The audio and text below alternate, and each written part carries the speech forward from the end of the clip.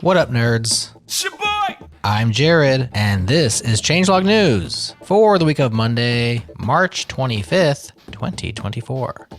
There's a nerdy pro tip floating through the series of tubes. It's a series of tubes That you should append before :2023 to your Google searches. This excludes all of the AI-generated content, excludes all of the AI-generated trash that's been indexed by our computing overlord of late. But that's amateur hour.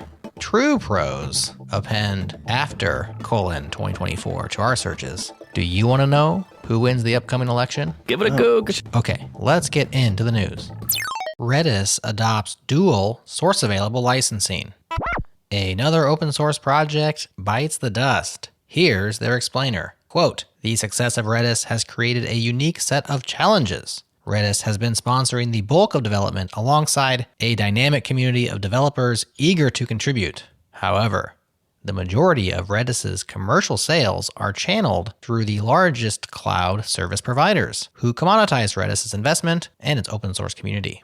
Despite efforts to support a community-led governance model and our desire to maintain the BSD license, delivering multiple software distributions simultaneously across open source, source available, and commercial software optimized for different on-premises and cloud platforms is at odds with our ability to drive Redis successfully into the future. End quote. When this news first dropped last Wednesday, I quipped, gentlemen, start your forks. Drew DeVault must have been listening. I mean, probably not, but, in spirit, because he announced Redict. Drew writes, quote, like many of you, I was disappointed when I learned that Redis was changing to a non-free licensing model. This is a betrayal of the free software community, but perhaps not an entirely surprising one. Forks are likely to start appearing in the coming days, and today, I would like to offer Redict to you as a possible future home for your needs, and present its trade-offs as compared to other forks you're likely to be choosing from soon. In short, Redict is an independent, non-commercial fork of Redis OSS 7.2.4.2. It is based on the BSD 3-clause source code of Redis OSS, and all changes from this point onward are licensed under the lesser GNU General Public License, LGPL 3.0 only. End quote.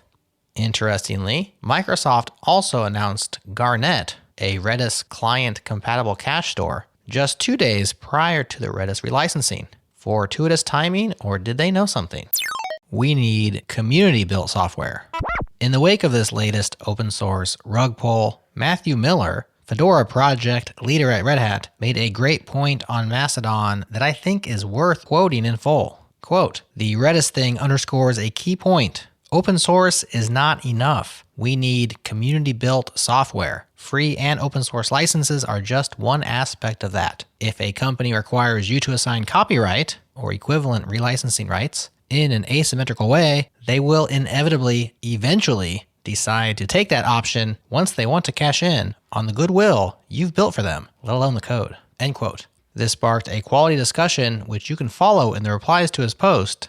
It's linked up in our companion newsletter. It's now time for sponsored news.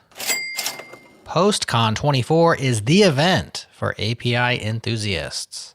Postman's annual user conference pops off April 30th to May 1st in San Francisco, and they're going all out to ensure this is the must-attend event of the year.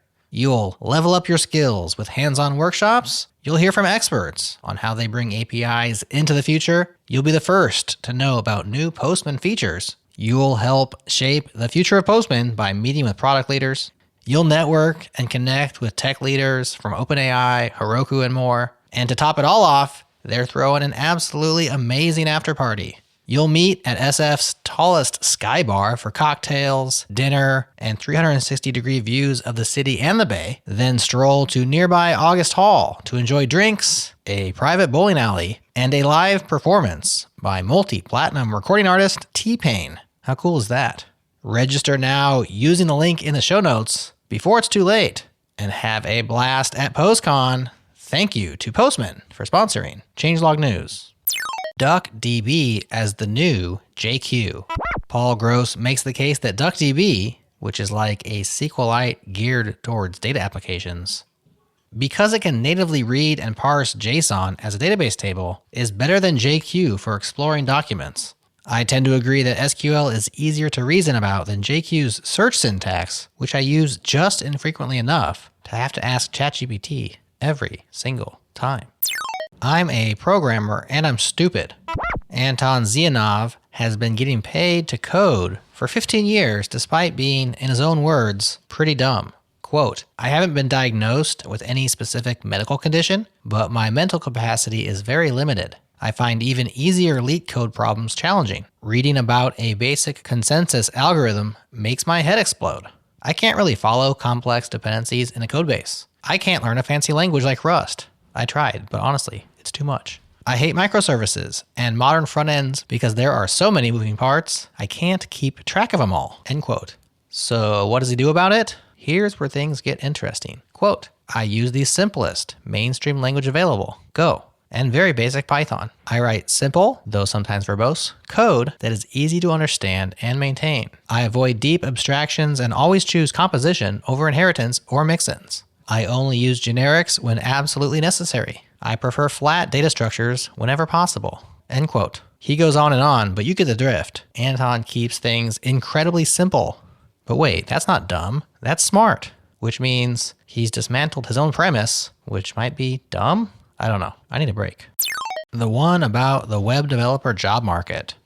Baldur Bjarnason chimes in on our collective sense of impending job doom from the perspective of web devs. Quote, we have the worst job environment for tech in over 2 decades, and that's with the AI bubble in full force. If that bubble pops hard before the job market recovers, the repercussions to the tech industry will likely eclipse the .com crash. End quote. Don't sugarcoat it, Baldur. Shoot it to us straight. Here's more on how web media is in free fall, and that's bad for web devs too. Quote, web media is a major employer both directly and indirectly of web developers. If a big part of the web media industry is collapsing, then that's an entire sector that isn't hiring any of the developers laid off by Google, Microsoft, or the rest. And the people they aren't hiring will still be on the job market competing with everybody else who wouldn't have even applied to work in web media. This would be bad on its own if it weren't for the fact that search engine traffic is declining as well. LLM-enabled spam sites are flooding the search engine results, which drives down traffic to web media sites in general. End quote.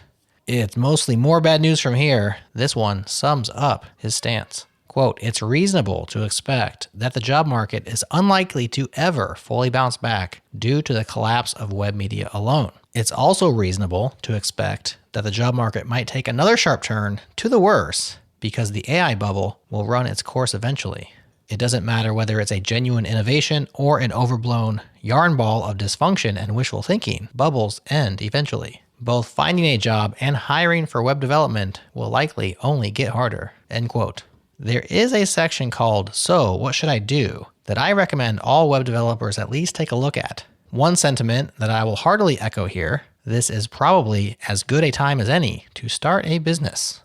That is the news for now, but scan this week's companion changelog newsletter for an additional 12 links to cool new tools I found for your toolbox. Stay tuned to the changelog. Our 3rd installment of It Depends ships out later this week. The topic this time, whether it's better for software devs to specialize or generalize.